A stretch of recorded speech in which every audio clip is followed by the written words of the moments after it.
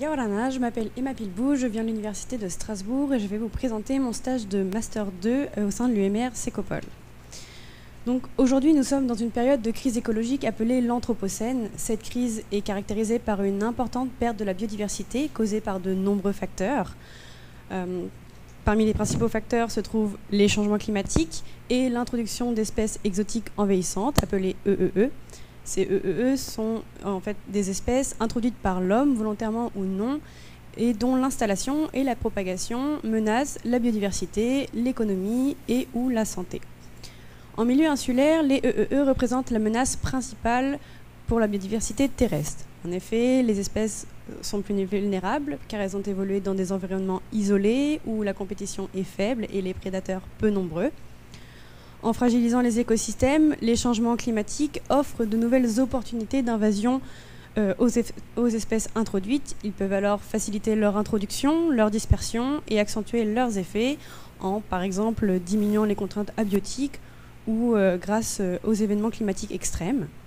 En Polynésie française, de nombreuses espèces d'oiseaux ont été introduites et sont même les plus couramment observées à Tahiti, comme par exemple le bulbule à ventre rouge ou le martin triste, qui figure d'ailleurs parmi les listes d'espèces menaçant la biodiversité en Polynésie française et parmi les 100 EEE aux impacts les plus forts sur les écosystèmes natifs, donc au niveau mondial.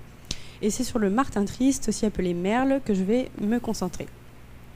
Originaire d'Asie du Sud-Est, cette espèce particulièrement vocale a été introduite dans quasiment tous les continents et dans de nombreuses îles, dont la Polynésie française dans les années 1920. Son but premier était de réguler les insectes ravageurs, mais finalement, ses impacts potentiels sont multiples. Ravages sur les plantations, dispersion de graines de plantes envahissantes, et il est aussi suspecté d'entrer en compétition avec les espèces natives, comme le monarque de Tahiti. Toutefois, le martin triste reste très peu étudié en Polynésie, et son comportement, son écologie et ses impacts sont peu compris. Alors, avant de déterminer s'il y a un réel impact sur les espèces natives et sur les activités humaines, il importe de connaître la biologie de l'espèce en Polynésie. Et c'est donc l'objectif de mon stage qui est de caractériser l'utilisation des différents habitats du martin triste à Tahiti à l'aide de plusieurs approches. Plus précisément, je vais comparer les comportements du martin triste entre les différents habitats qu'il utilise, donc alimentaires, sociaux, etc. Et je vais également utiliser la bioacoustique pour déterminer les variations de densité relative de cette espèce entre les habitats et aussi tester si l'analyse des enregistrements acoustiques automatiques, je vais vous en parler un petit peu plus tard, peut nous informer sur les variations de comportement interhabitat. Pour cela, je vais réaliser des observations focales, c'est-à-dire que j'observe un individu pendant 5 minutes et je note tous les comportements ainsi que le contexte social et les données abiotiques. Ces observations sont faites donc dans 4 habitats, urbains, suburbains, prairies et forêts, et comme vous pouvez le voir pour l'instant avec mes observations, sur toute l'île de Tahiti. En parallèle, je filme et enregistre avec un micro les différents cris et comportements du martin triste pour pouvoir associer certains types de cris et chants à des contextes particuliers. Et enfin, je réalise un suivi des suivis de comportements acoustiques à l'aide de ces enregistreurs acoustiques automatiques. Donc ce sont ces petits boîtiers là qu'on installe et qui enregistrent en continu tous les sons autour d'eux et dont l'analyse donc peut se faire par intelligence artificielle et on les place dans ces 4 mêmes habitats pendant au moins 4 jours. Nous utilisons également une approche science participative afin de recenser les dortoirs des martins tristes à travers toute la Polynésie.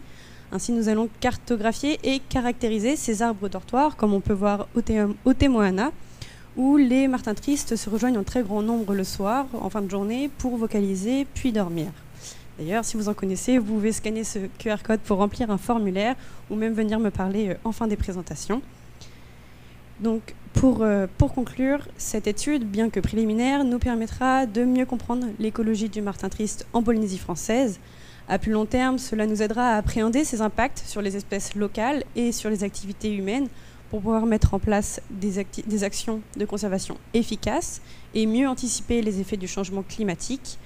Le projet nous aidera également à développer l'outil d'enregistreur acoustique automatique pour pouvoir suivre l'évolution des EEE et aussi des oiseaux en danger d'extinction au sein de la Polynésie française. Merci beaucoup.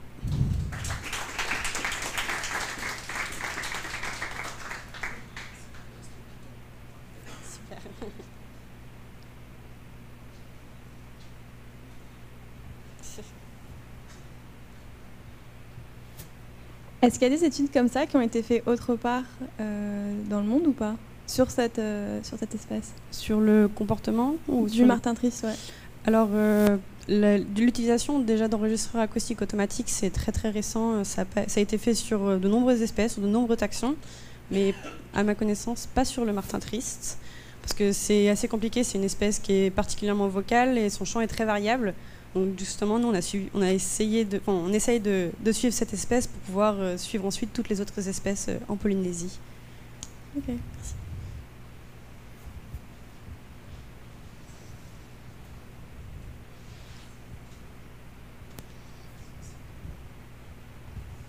Concrètement, au niveau du chant, justement, des enregistrements, qu'est-ce que tu mesures exactement et qu'est-ce que tu analyses? C'est quoi? Des histoires de fréquences, des histoires de motifs sonores? Enfin, comment ça se passe concrètement? Alors, on n'a pas commencé les analyses, mais effectivement, on va étudier donc, les taux de fréquence et aussi les motifs. Pour cela, on va utiliser une intelligence artificielle qui va pouvoir reconnaître, enfin, on va déjà l'entraîner nous-mêmes pour qu'elle puisse reconnaître les différents cris et chants du martin triste. Donc en fait, ton entraînement va consister à implémenter le comportement et le type de chant que tu as observé pendant le... C'est ça, non? Bah, comme je filme et enregistre en même temps les cris et les comportements du martin triste, je vais pouvoir justement reconnaître les motifs et aussi reconnaître du coup, les gammes de fréquences pour pouvoir entraîner l'IA.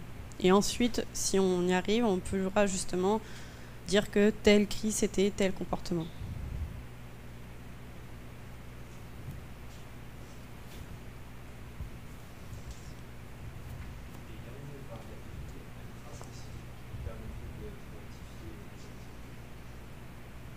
Alors, déjà que le chant est très très variable, je pense qu'on ne pourra pas aller jusque-là. Par exemple, son chant territorial, par exemple, comme le bulbul, lui, il a un chant très stéréotypé et son chant, ça va être toujours le même. Donc, je pense pas qu'on puisse arriver jusque-là, en tout cas dans les 6 mois.